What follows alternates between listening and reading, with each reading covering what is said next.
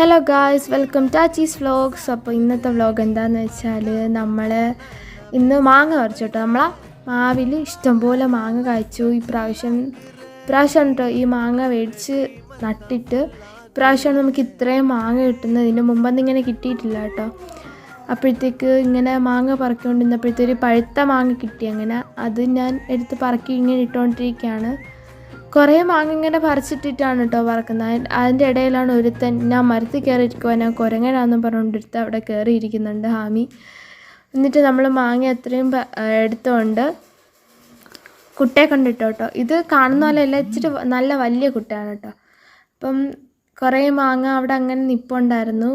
ഈ കൊമ്പുകൾ നിൽക്കുന്നുണ്ട്, നല്ല പടം നിൽക്കുന്ന മാവാണ്, അതുകൊണ്ട് കൊമ്പുകൾ നിൽക്കുന്നുണ്ട്. മാങ്ങ പറിക്കാൻ അത്രയ്ക്ക് ഈസി അല്ലായിരുന്നു. കൊമ്പുകളിലെല്ലാം കൂടെ കയറി കുടുങ്ങി കിട്ടത്തില്ല കേട്ടോ. മാങ്ങയിൽ പിടി വീഴത്തില്ല. അങ്ങനെ നമ്മൾ എങ്ങനെയെങ്കിലുമൊക്കെ ആയിരുന്നു കേട്ടോ അത് മാങ്ങ പറിച്ചുകൊണ്ടിരുന്നത്. ഇങ്ങനെ മാങ്ങ ഇത് ആ കൊലയിൽ ഇഷ്ടംപോലെ മാങ്ങ ഉണ്ടായിരുന്നു കേട്ടോ.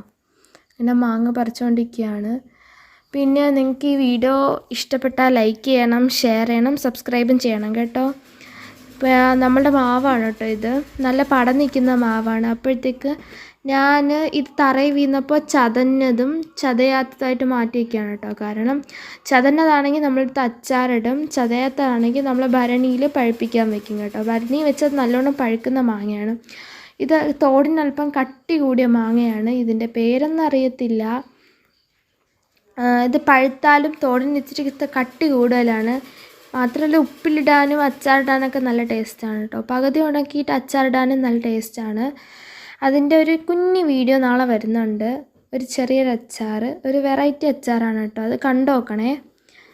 അപ്പോൾ ഇത്രയേ ഉള്ളൂ. ബായ്. അടുത്ത വീഡിയോ ഉടനെ വരാം കേട്ടോ.